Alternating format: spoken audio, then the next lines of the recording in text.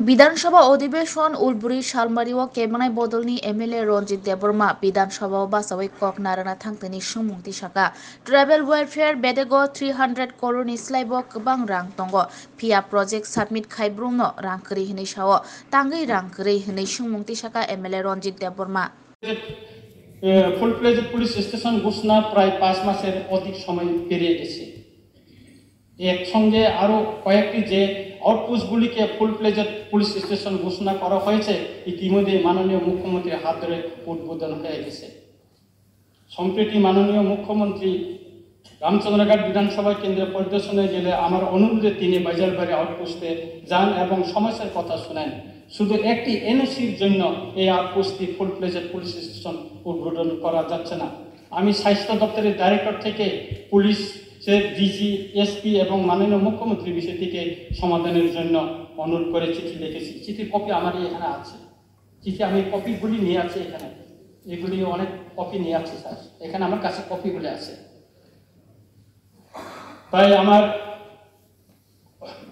অনুরোধ হচ্ছে মাননীয় মুখ্যমন্ত্রীর নিকট বিষয়টি গুরুত্ব সহকারে দেখেন এবং অবিলম্বে এনওসি দিয়ে এগুলি ব্যবস্থা করার জন্য।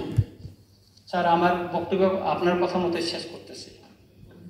মাননীয় বিরোধী দলনেতা শ্রী অনিমেষ দেববর্মা মহাশয় এক প্রশ্নের জবাবে 9/1/2024 তারিখে উত্তর দেওয়া হয়েছে। তাতে দেখা গেছে ট্রাইবেল ওয়েলফেয়ার ডিপার্টমেন্টে প্রচুর টাকা পড়ে রয়েছে। আমি কপিতে নিয়েছি।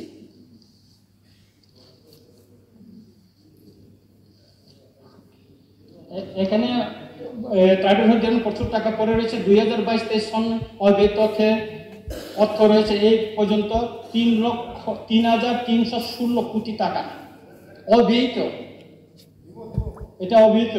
অথচ আমি কয়েকটি প্রজেক্ট পাঠিয়েছি বিধানসভা, আমার বিধানসভা কেন্দ্রের উন্নয়নের জন্য, কিন্তু আজও অনুমোদন পেয়েছে বলে আমি জানি না।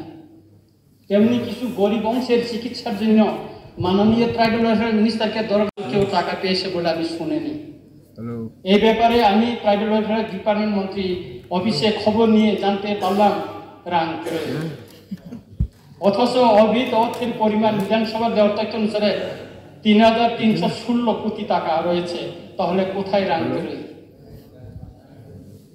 বিষয়টি মাননীয় মন্ত্রী মহোদয়কে গুরুত্ব সহকারে বিবেচনার জন্য আমার অনুরোধ রইল।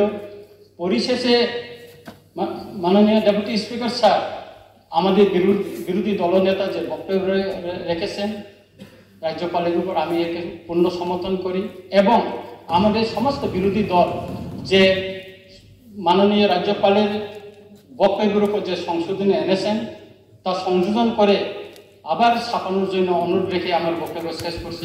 যতক্ষণ ফলন বাইকা খাম্বাই।